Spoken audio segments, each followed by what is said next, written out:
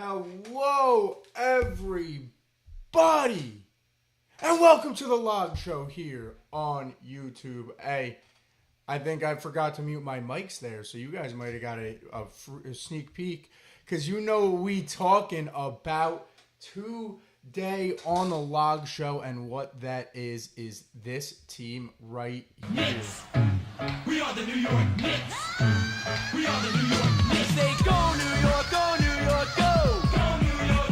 That is right, everybody. The New York Knicks are your Eastern Conference champions as of last night, completing the sweep against the Cleveland Cavaliers. They get the job done, and boy, am I proud of my New York Knicks. Boy, am I proud of these New York Knicks, able to get the job done last night. You know how I feel about that? Bing bong. Let me turn that down a little bit, but let me hit that again. Bing bong. That's what I'm saying. Let's go Knicks, baby. Oh my God, I'm so happy. I mean, I wrote it out a little bit. As you guys can see, all my Knicks gear here. I got the towel out from back when I went to the 2021 playoffs. Got that out. And I mean, man. I'm at a loss for words right now. Like,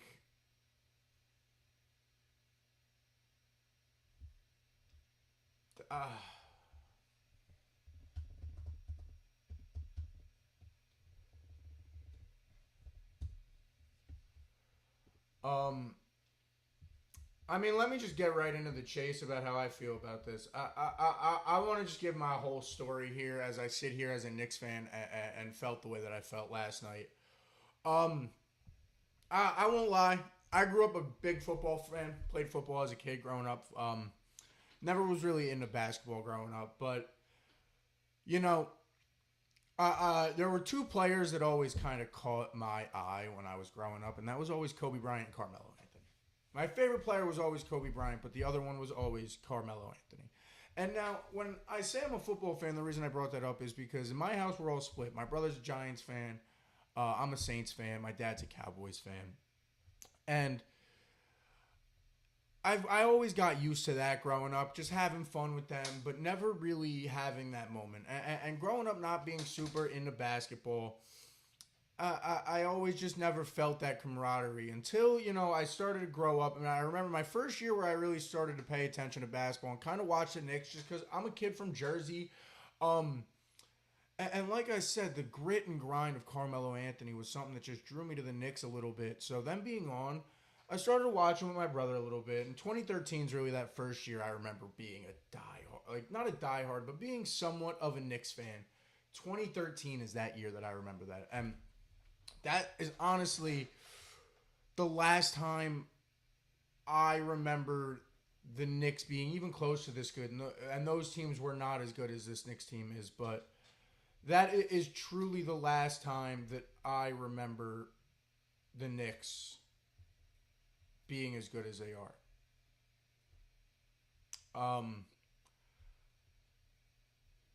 After that year, after 2013, they lose to the Pacers in the playoffs that year. I'll never forget it. And it's kind of just downhill from there. And I started to fall out of love with the Knicks and out of love with basketball at that point. You know, it's just years and years of pain and them being made fun of on everything, on ESPN, in Disney movies, in everything. And, you know, like that's what I mean. Like, when you're throwing out those starting lineups that included players like Langston Galloway, Quincy Acey, Tim Hardaway Jr., Alonzo Trier, Mingus Kuzminskas, I just couldn't watch it. And it was just, felt like embarrassment after embarrassment when you're drafting Kevin Knox and Frank Ntilikina when players like Donovan Mitchell, who was on the other side tonight, were available, and all this. You know, I'll never forget Kevin Knox with that stupid Fortnite suit. That stupid Fortnite suit. But then, in 2019, the Knicks made a move to hire Leon Rose as president of basketball operations. And from that moment, it was the one good decision, one of the very few good decisions, especially at that time that I could talk about, where I can say James Dolan made a correct decision in going and getting Leon Rose to go run this team. And with Leon Rose went out there and he got grinders, man. He got players like Julius Randle, drafted players like R.J. Barrett and Mitchell Robinson, who's still on the team today. And those Knicks teams got me back in love with basketball and back in love with the sport. As you see, I paid the money as a senior in high school to go to it, as a senior in high school or freshman in college, to go to a Knicks playoff game because I love this team. They made me fall back in love with basketball. And then you started to see the decline of that team, which happens in progress in this type of progress. You started to see the decline of that Knicks team. Julius Randle couldn't do it as the star by himself. And RJ wasn't necessarily a great number 2 option, and there's so much there. And you almost get it done. You make the playoffs. We're back in 2021. It's the city's popping. The F Trae Young chants, all of it. I remember I went to Game 3, that first game back in the Garden that this towel was from, and people were handing out flyers that said Trae Young looks like a dirty lollipop. We were chirping Trae Young from the 300s. The whole section, not just me, the whole section, we were chirping and having fun. And New York came together. And I say to this day, there's no better game I have ever been at than that 2021 playoff game. And I'll never forget it. And after that year,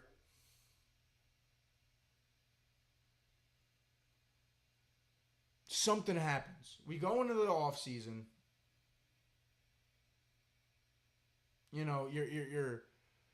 I believe it's the same offseason that Kevin Durant and Kyrie were available. If not, it's like a year out of it, and you're missing him. And you take a shot on this kid who, funny enough, his dad happened to be a bench player for that last squad that made a finals that lost to the Spurs in 1999 with Ewing and them.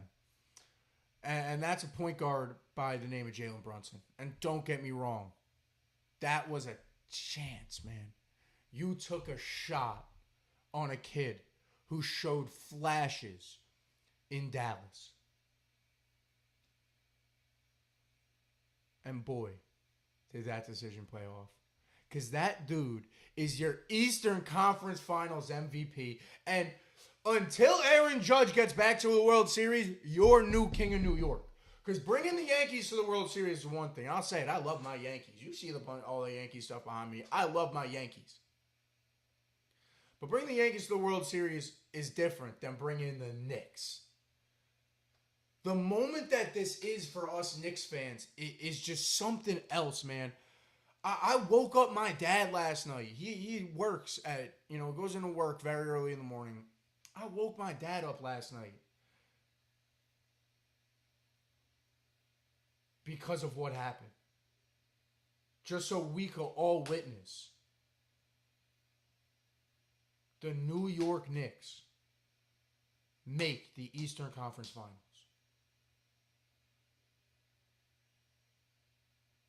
It is honestly a moment I'll never forget. What this city has done, what this team has done, not just for New York City, but for everybody that's a diehard fan of the Knicks, who went through years of players, like I said, Mindas Kuzminkas, Alonzo Trier, Langston Galloway, Enes Kanter.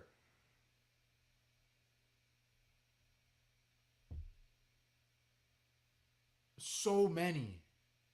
Alonzo Trier, Ron Baker. So many. So many players. So many years where you were sitting there hoping to get the number 1 pick and you ended up with 11, sitting there hoping for the lottery for something. Watching Melo highlights like like he won 4 championships for us, and all he did was get to the second round when it drops 54 in the Garden. Don't get me wrong, I love Carmelo Anthony, but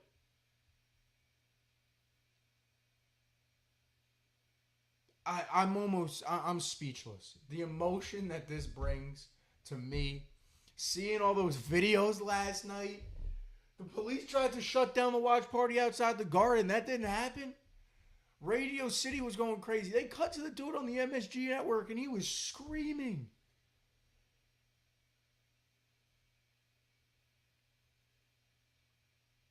And now, don't get me wrong. I got a little bias here. But, like, this isn't just, like, a playoff run where, like, oh, yeah, but, you're going on a run. You've won all 3 of your closeout games by 30 or more points. You won Game 6 by 51. You won Game 4 against Philadelphia by 30. And you won by 37 last night. You pulled your starters in Game 4 with 7.5 minutes remaining. Up by 35.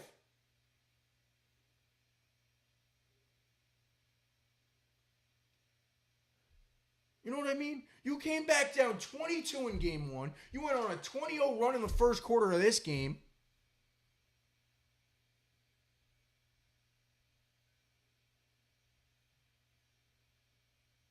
The New York Knicks aren't just playing good basketball. They are dominating. They have the biggest point differential at 19 points per game.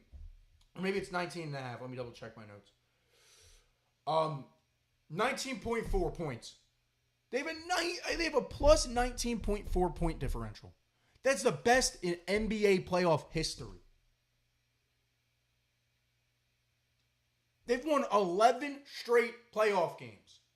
11 straight playoff games. 6 straight on the road.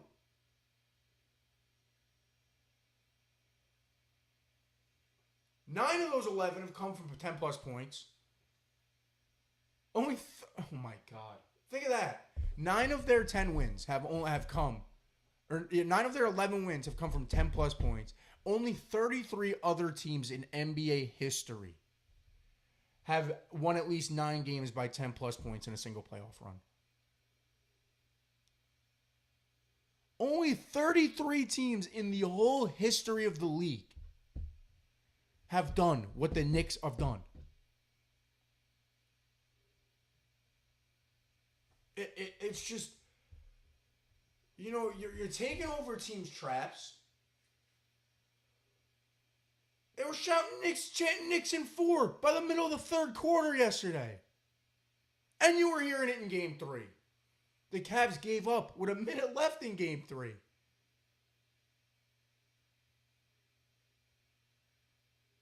And last night was just they just routed them. Last night was something else, man. Last night they completely just absolutely dog walked them from the moment it came, like from the first whistle.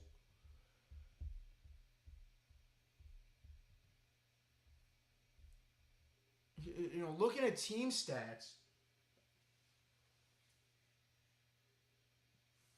you held Cleveland only shooting 28% from 3.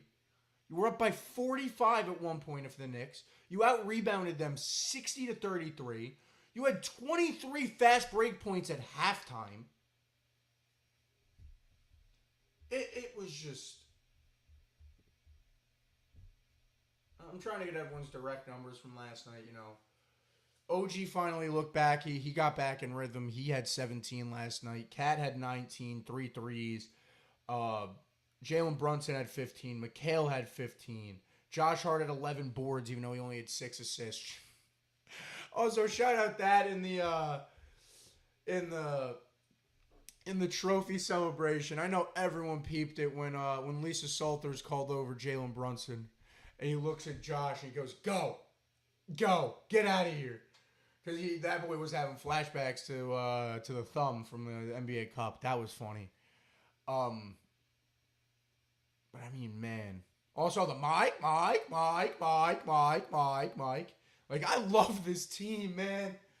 I love this team. And they are playing such dominant basketball that, I'll be honest, the question that everyone had wasn't who's going to win the East. It was whoever is going to win the East. Can they put up a fight? Can they put up a glimpse of possibly being able to beat the West? And right now, with it being who we expected in San Antonio and OKC. And the Knicks have 100% showed that they are capable. I might be going crazy and just still be on this high of last night, but I think this Knicks team has showed that they could beat both of them. I think that this team has showed that they will take either team to 7 because one, OKC isn't healthy, and you saw it where they beat the Spurs 3 times in the regular season this year. Which I'm not saying the regular season matters, you know what I mean? Boston swept us in the regular season last year, and we beat them in the playoffs last year. Not saying the regular season completely matters.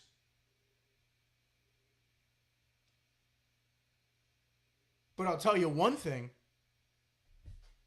This team has showed a lot of grit.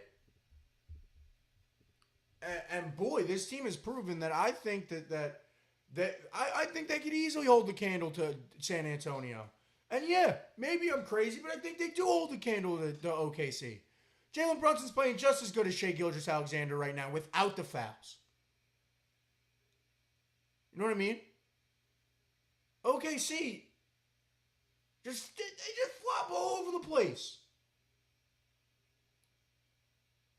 And yeah, I'm going to be watching tonight. Don't get me wrong. I will 110% be watching Game 5 tonight in a 2-2 series. But you're going to have a Knicks team that hopefully, you stay active, you stay in the gym because you know what's coming. You don't let yourself get rusty like that first half of Game 1 of this Cavs series because you're going to be sitting down for a while. This Spurs OKC series is easily going 6. It's obviously going 6 and it might go 7. I don't think it'd surprise one person if that thing goes 7.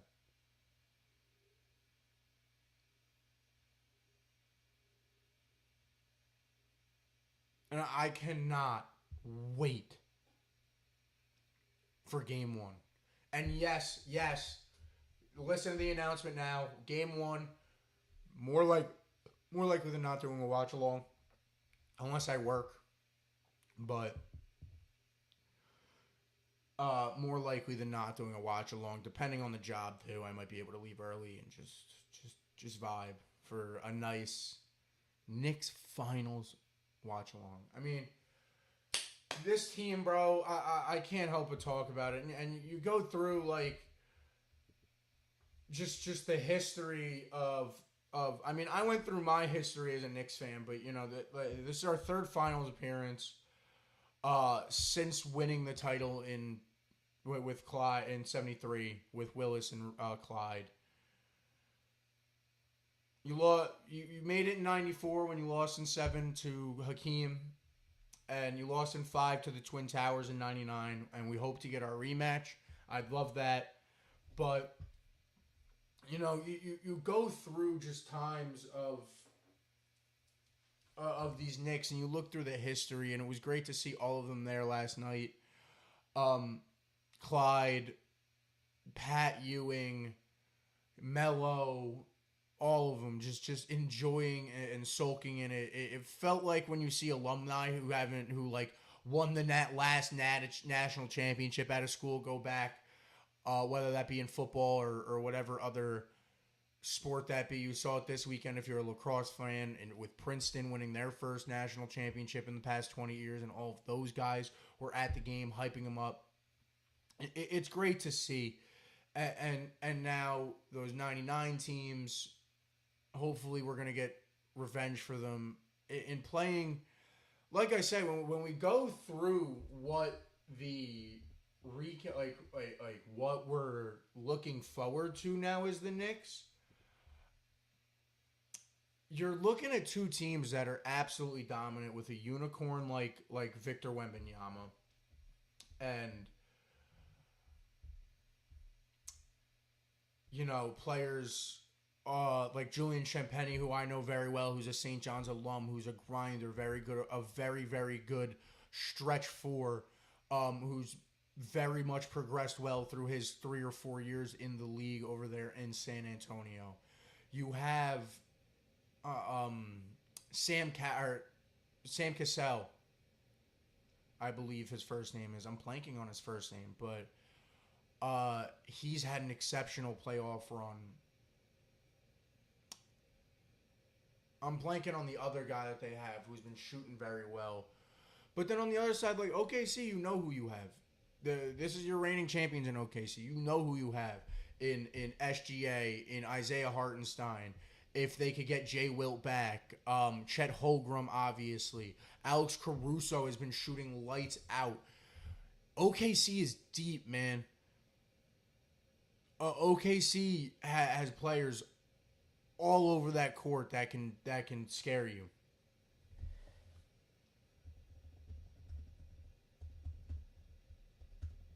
And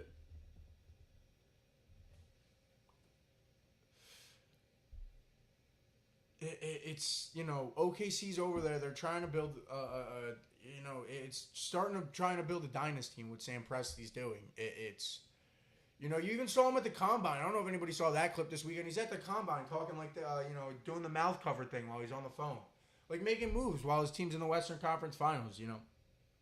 This Thunder team has more likely or not been the best team in basketball all year. Let's start with there. They've more likely than not been the best basketball team all year. They're young, like I said. They're deep with their whole starting five. If you get Jay Will back, is scoreable. They have players that could score all over the court, and then their bench with people like Caruso and McCann, and they're younger.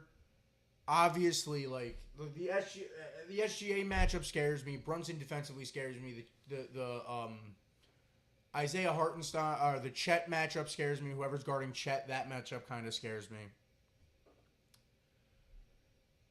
You got to stay disciplined if you're playing a team like OKC. They thrive off turnovers. They thrive off Shea drawing fouls tremendously, being a foul merchant. Who's guarding him is going to be a very important point for this series. You saw Landry in this past series be able to shut down Donovan Mitchell. You saw McHale be able to do the same thing later. So do you have him? Do you have McHale or you start maybe Shamit at the 2 and figure that out, or do you have OG maybe slide up and he guards Shea, even though Shea's a 1, and slide it around in that situation? That's the biggest question for if we play OKC is definitely the matchups. It's who's going to guard Shea. Can Cat be a bully? Instead of Cat being the guy that likes to stay on the outside, and he did it well against a more physical front court in Jared Allen and Evan Mobley, but now you have a skinnier front court with Chet Holmgren there. So can you maybe get a little physical on Chet? Maybe get down in the post, make him play some bully ball, make them try to slide Hartenstein to you and go find an extra pass and get to the open man. That's going to be a big point. And then on the other side of San Antonio, it's Wembanyama. We saw him 3 times this year. We saw him in a quote-unquote championship game, which was that NBA Cup. But they're interesting. Can you slow down Wemby is a question with the Spurs. It's the one question with the Spurs. And I can't wait to see what comes for the Knicks as we build towards these next couple weeks, as we watch games 5, 6, and more likely than not 7 of the Western Conference Finals. I think it's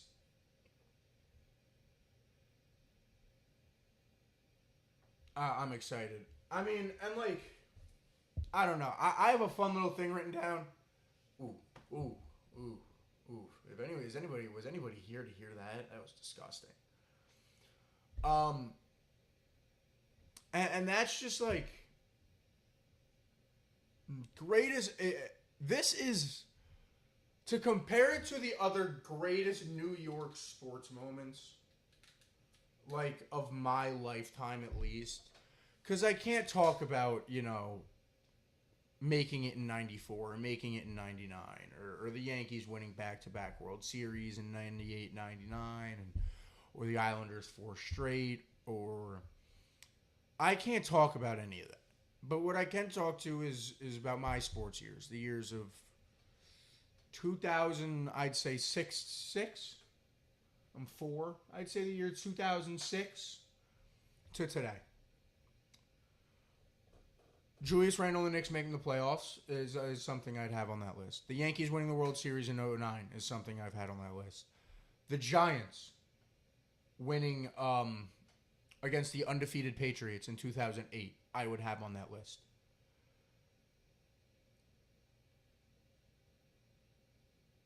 The Giants winning the Super Bowl again in 2012 is a moment I'd have on that list. And then this moment. I'd say are the top 5 New York sports moments of my lifetime. And if I were to sit here and rank them, the top 5 New York sports moments in my life, if I were to rank them, at number 5 is Julius Randle and the New York Knicks making the playoffs. It is. It's Julius Randle making the playoffs in 2021 for the first time since, 2013. After all of those years of despair, hiring Tom Thibodeau, finally coming back, bouncing back, and making that first playoff appearance when they did, that is what I would say is the 5th. Actually, scratch that. How am I forgetting one? I have the confetti of one right here, and that's what I'd put at number 5. At number 5, I'd put St. John's. So let me restart this segment for clips and stuff, all right? All right, let me restart the segment for clips.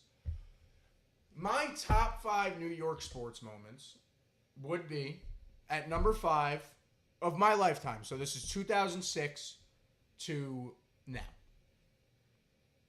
Of what I remember, I was 4 in 2006. I was born in 2002.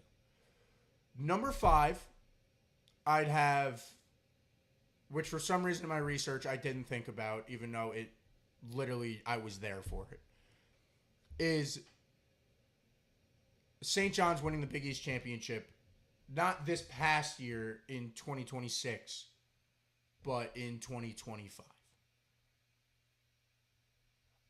Rick Pitino bringing St. John's basketball back was something I never expected. I didn't think the city cared about St. John's when I first went there as much as they did. And then after those first 2 years, it's still being despair. With Julian Champagny, who is now on the opposite side in San Antonio doing great things. I thought I was going to be there for a team that was broken and had given up on their basketball program. And then they brought up Rick Pitino, and the flip of the program within a year and a half was insane.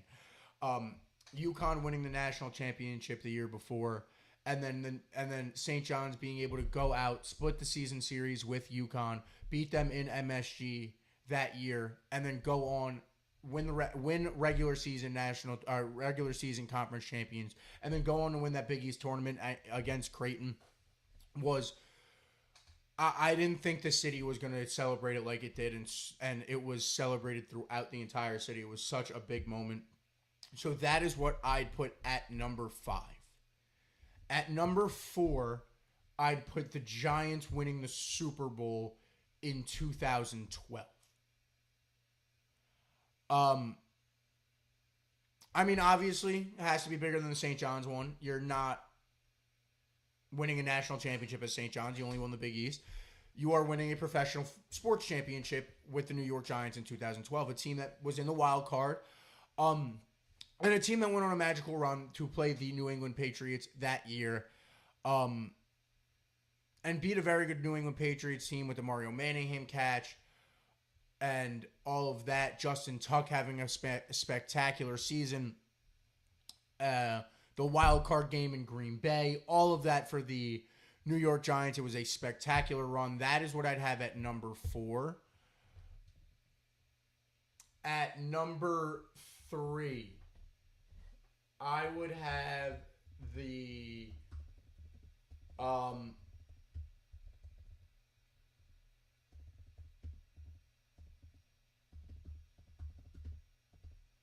the 2009 Yankees World Series.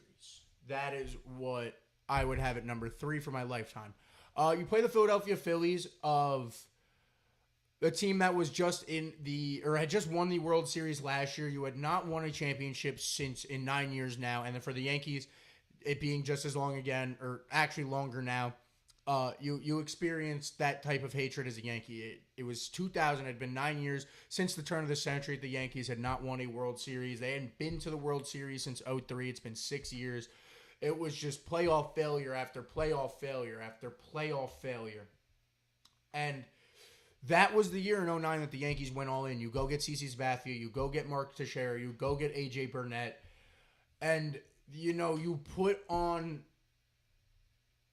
You made moves like the Yankees should make, that people always say the moves the Yankees should make, and you literally went all in. You put all your eggs in the championship basket and said, we have to do it now. It's been too long. We lost in 2003. We haven't won it since in 9 years. We're the New York Yankees. We keep making the playoffs, and we're not getting over that hump. They go make those moves. Like I said, you go get Mark Teixeira, go get CeCe Sabathia, you go get A.J. Burnett. You're the best. You end up being the best team in baseball. And I think a lot of people knew what was going to happen there. This is after this is a big point in A-Rod's career as well. At that time, he was kind of only known as a stat guy. I remember that young, everyone hated A-Rod because he was just, he just hit home runs, but he didn't do them in the big games. And in 2009, he was arguably the best player on the field throughout that entire playoffs, hitting big hits, big home runs, making absolutely like making some ridiculous defensive plays. So that's I'll stop going there. I could talk about the 2009 Yankees, but like I said, you go in there, you go on a dominant playoff run like this Knicks team is doing right now. And you go win a World Series against the Philadelphia Phillies in 6 games. Hideki Matsui, World Series MVP. Last time I saw my New York Yankees win a championship, I will never forget watching Game 6 as a kid and the Hideki Matsui home run early in that game. 6 RBIs. Yeah. That would be my number 3, right? Yeah, that's what. Yeah, that would be my number 3 is the Yankees 2009 championship. Number 2 would be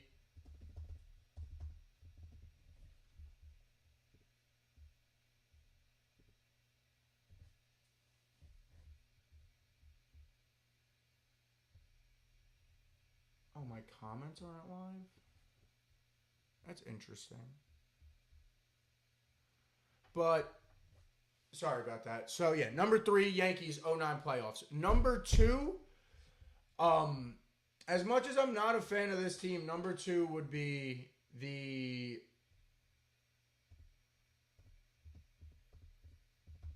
Giants 2008 Super Bowl. That's what I would have number 2 as the biggest New York sports moments of my life. This is a Giants team that, first of all, you're going into the game against literally a juggernaut. It's an 18-0 Patriots team led by Tom Brady and Randy Moss. It's the greatest team ever. Or it's a team that people call the greatest team ever. It's, I believe, still statistically the greatest offense of all time, if I remember correctly. It might not be. But at the time was the greatest offense statistically of all time. And then you have this New York Giants team. This rinky-dink New York Giants team that squeezed into the wild card that people really thought, you thought that they'd get bounced by Green Bay in that first round. And they didn't. They go on this run. The New York Giants.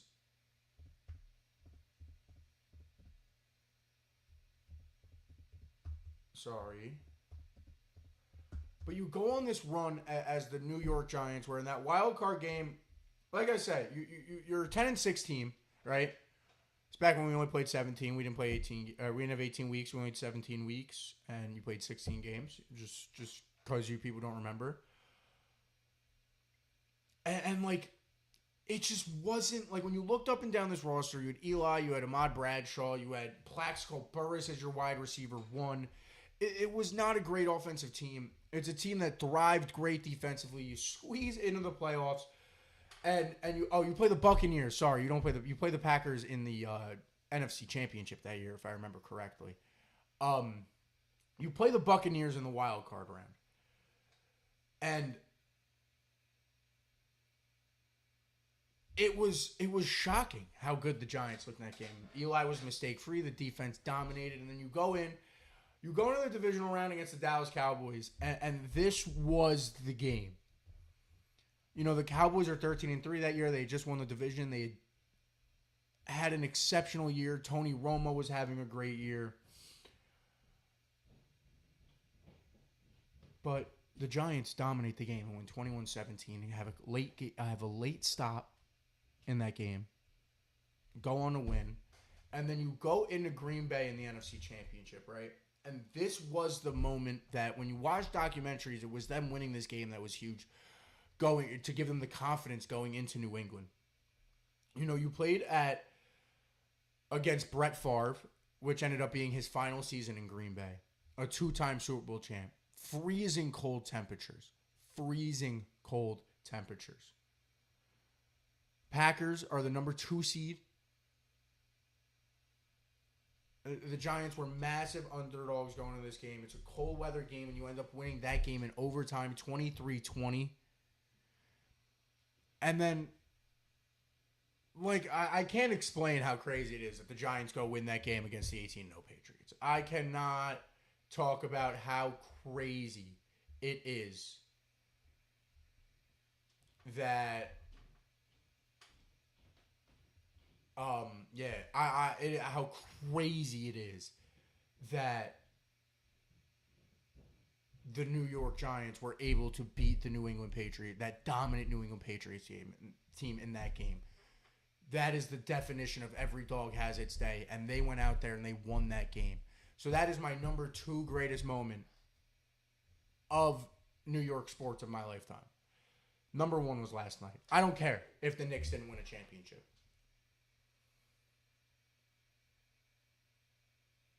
That was the greatest moment of my entire life as a sports fan, was watching that clock count down last night and waking up this morning realizing that the New York Knicks are going to be in the NBA Finals.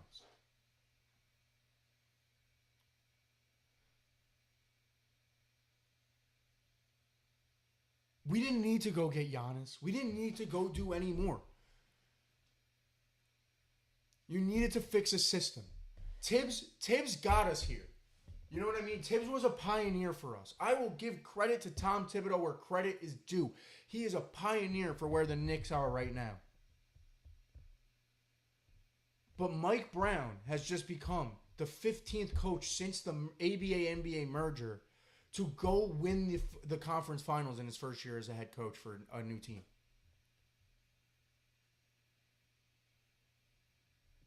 He knew what he had. He didn't break down Thibodeau's system and rebuild it as his own.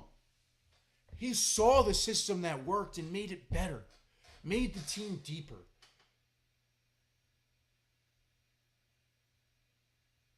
I'll look at it and I'll say it right now. Yes, Jalen Brunson. Yes, Jalen Brunson was by far the most impactful player of that conference finals. Offensively, he led them to that 22-point comeback. He led them to blowout win after blowout win after blowout win in games 2, 3, and 4. But I got to give my flowers to one player who hit the biggest shot of the series.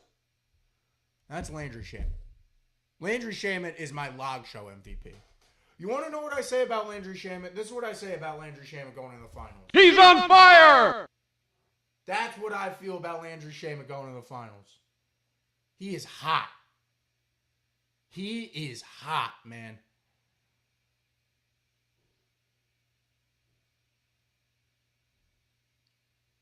He has been playing exceptional off the bench.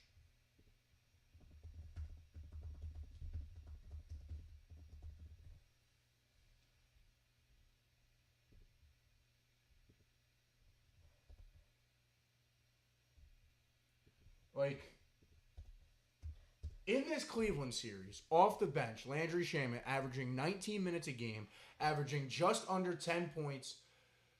You know, he had 9 points. He had 19 points in that game 1 victory. Or 16, sorry, I read it wrong. He had 16 points in that game 1 victory. Had 14 points in game 2, and he had 9 points last night. The only reason his averages are thrown off is because he had 0 in game 3. Landry Shamet's been a huge piece for this team. Josh Hart in game 2 going off.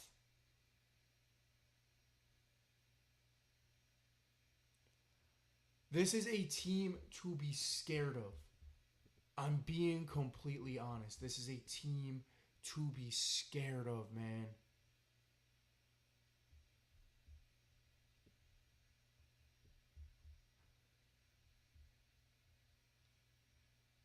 Like, going up and down the roster, like I said, like just in the playoffs alone, you got Brunson averaging 16. You got OG averaging 19. You got Cat averaging 16. McHale averaging 14.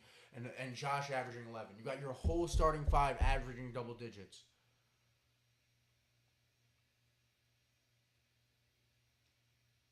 You got Mitch off the bench averaging 5 rebounds a game. You got Cat averaging over 10 rebounds a game. You also have Cat averaging almost 6 assists a game. This team is playing out of their mind. I can't get over it.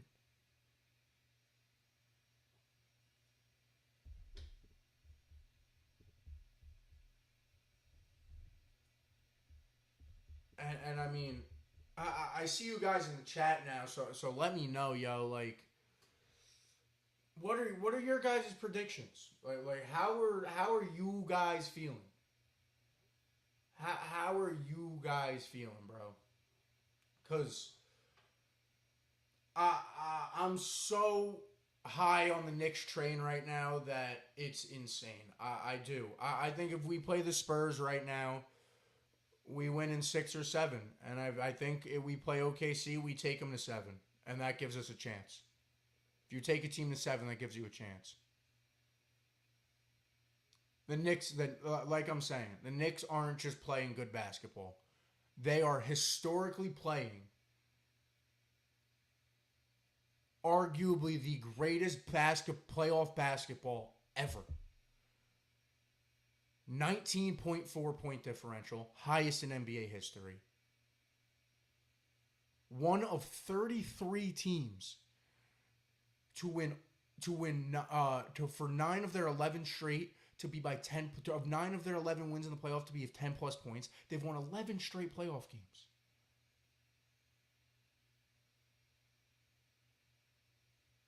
What's up, Jared? I know this is delayed, so if you thought I was talking through your chat, I just saw it. What's up? What's your quick thought, Jared? Let's hear it, Mr. Herb.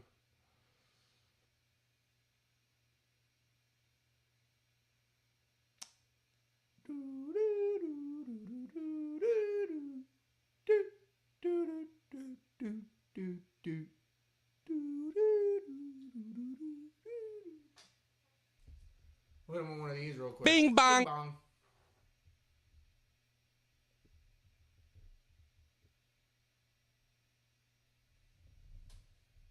Bing bong. Jared, hitting quick thought in the chat, ... like you're texting me. Oh, there we go. There it is. There it is. There it is.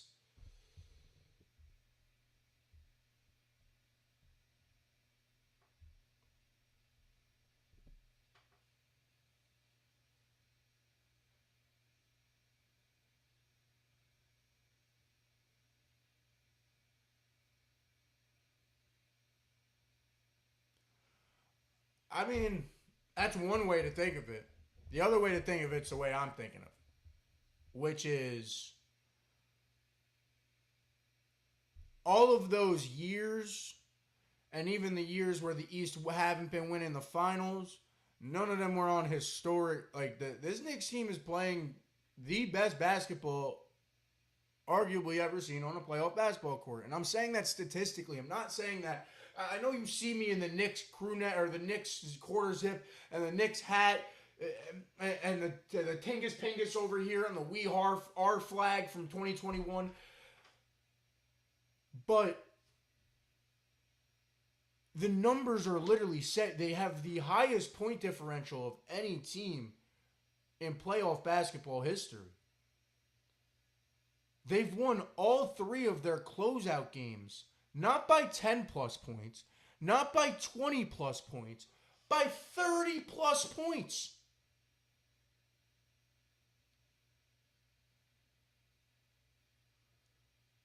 So how do I not have the confidence that this team can get the job done? You've won 11 straight playoff games. You've won 6 straight road playoff games.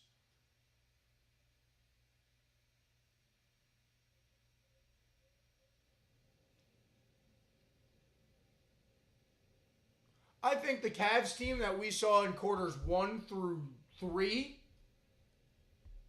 of game 1 could win a game against the Spurs or OKC. I think the Cavs team that we saw last night and in the last 2 minutes of the Eastern Conference Finals are getting swept.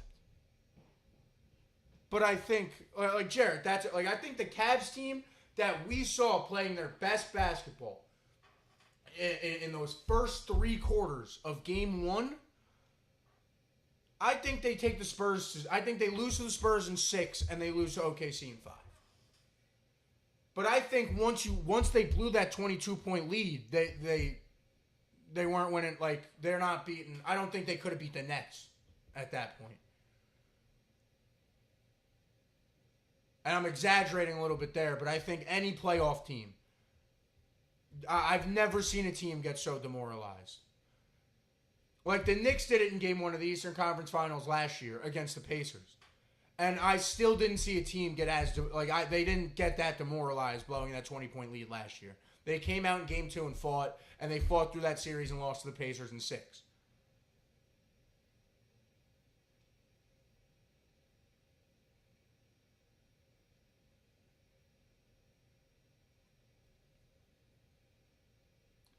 That Spurs OKC series is fun, Jarrett. It's fun to watch right now. They are playing exceptional basketball, and like that is also a side to think of it. You know, as the show starts to wind down here, but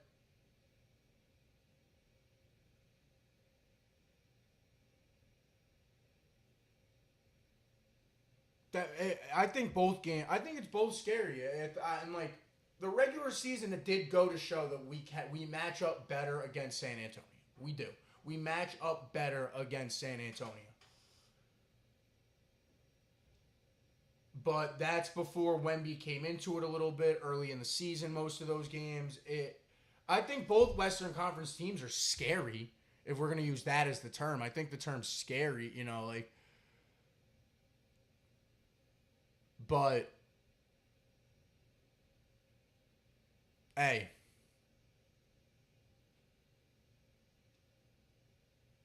I think if the Knicks play the way that they've played over the past month and a half, I don't know if there is a team in basketball that could beat them in a 7-game series. I don't. And now, what will be good is the West has home court advantage. So, I'm going to be honest. I expect the Knicks to go out there. I expect the Knicks to go out there and kind of get smacked around a little bit in game one, whether it's OKC or San Antonio, either one of them. I kind of expect it to, you go into the road building against a team that either way is way better than the three teams that you have just played. And I think they're going to go into either Oklahoma City or they're going to fly into San Antonio in game one. And they'll lose by 7 to 10 points. And I'll be honest with that one. But I think they need that, too. I do. If they go out and win game one, if you go back to New York and it's 1-1, the Knicks could, either team, the Knicks can win that series in 5. Because the momentum that they'll have going back into the Garden, that place is going to be like Gotham. Like, that place is going to be like Gotham. I'm excited to see it, man. But, yeah. I mean, that's all I got for you guys today. Anyway, shout out the Yankees. The Yankees got a big win yesterday. Volpe crashing down on my Volpe bet scheme of betting $1 every time he's at bat. He went 1 for 3 with a 2 RBI single to win the game yesterday. So, shout out the Yankees. Getting that big win against the Royals. But there's one team in New York that matters, and that's what I'll leave you guys on.